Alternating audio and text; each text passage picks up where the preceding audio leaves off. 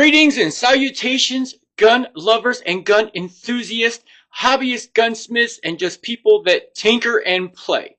Today we're going to discuss maybe something that is more ecologically sound, big words, recycle, than a lot of people will give credit to. And what the hell is that? You're already... No, don't click away. I promise this is going to make complete sense in just a minute. Go ahead and hit that like button. 12 gauge shell. Just a Winchester low brass, number 8 target. Already been fired. It ends up on the ground when you're done shooting it. Does it serve a purpose other than being range trash?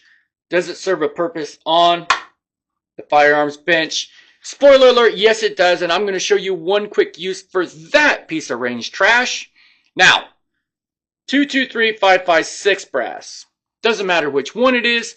I'm going to show you another nifty use for this piece of quote-unquote range trash that actually serves a couple of different purposes on the bench. I'm going to show you one of those today. Not so much on the bench, but for your beautification or area beautification of your rifle. Be what it is, AK, AR, 1022, whatever it is. When we get to that project here very shortly, go ahead and hit that like button, comment if you think this is going to relate to anything that you have done. All right. So first and foremost, I am not going to show disassembly. I am not going to show firearms altercations. I am not going to fix anything. I'm not going to build anything. Just so that we're clear, I'm just going to show you a pretty nifty use for the 12 gauge shell. Now, in order to not get YouTube strikes while you go ahead, like, comment, and subscribe, I'm going to take a quick pause. That's right. And through editing magic, we're going to come back and I'm going to show you exactly how, while working on what I'm working on, I use an expended 12 gauge shell to ensure my fingertip safety as well as just make my life easier. Stand by. Okay, and just like that, we're back. We've got our expended 12 gauge shell. I'm going to explain to you what I did and then I'll show you the end result.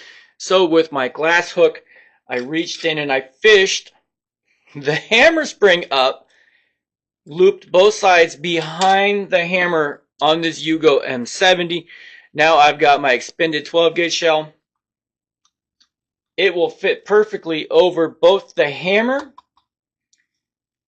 and the hammer springs, so that maybe if you were changing out pins or doing something else or replacing your trigger or working on something in there, your hammer spring is up out of the way. It's captured. It can't flip around there, and this one's braided, and yes, for some reason the braided ones usually have this nice little piece of braided wire that sticks out. You'll be doing something, next thing you know you have it impaled in the back of your finger or it cuts across the back of your hand. So that 12 gauge shell slips right over that hammer spring. Okay, and we're back. So I took that piece of 223556 brass. I drilled out the primer pocket so that it is the full size of the actual primer pocket now. And I went ahead and threaded a piece of 550 cord through the opening, pulled it through the bottom, and tied a nice big fat knot. Now, the end of the 550 cord is as big as the base of the 223 round, right? Okay, so there are literally a gazillion plus 1.5 videos up on the internet on painting your rifle, right? Your shit hit the fan rifle, your WROL rifle, whatever. Everybody is painting their rifles. I'm going to use this AR barrel as a demonstration. Then I'll do it with the AK and show you that it also works there too. That's how I did the painted AK. If you go back in the video library for the channel, in the beginning when I had little to no clue of what I was doing compared to having half-ass of a clue now, you take your burnt end, that's right, go ahead and melt the end, and then just pull it out so it's nice and smooth. You're going to feed it right through the chamber, and I'll show you how this goes on a full rifle in just a minute, although I'm pretty sure it's going to make sense to a lot of folks here. And you just get it to fall through. You get it to fall through. You just keep feeding it. And just like that, gravity took over. And now you pull it through, and that spent cartridge is now in the chamber. Well, now you have a really nifty way to hang your rifle. Quick interlude, go ahead and hit that like and comment button. I meant to show you this and I just didn't think about it. So with that not being bigger than it sits out where the bolt face would be, just get yourself a pair of tweezers or needle nose pliers. Just grab your knot, pull it right out. Your 550 cord will come right out through the ejection port cover on a full-size rifle. Now, I'll do the live demonstration on the AK. Stand by. Alrighty, everybody, so dust cover is removed so that you can see what's going on. Of course, you could do it through the ejection port cover with the safety holding the bolt to the rear. Or if you wanted to remove your bolt and you had planned on taping over the opening when you were painting, then you could go ahead and do that, and that will make your life that much easier. Rifle goes upside down. Burnt end forward. Drop it right in the chamber. You might have to give it a little push.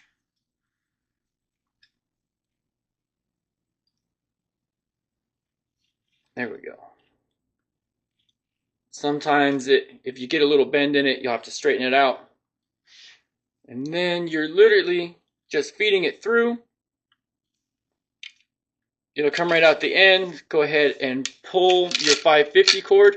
Now, I'm going to show you that the cartridge actually stands up and sticks out proud because it is longer than, but is resting on the shoulder area. And it's brass. It's not a piece of steel or anything. Now, my hand would simulate where I'm going to hang the rifle.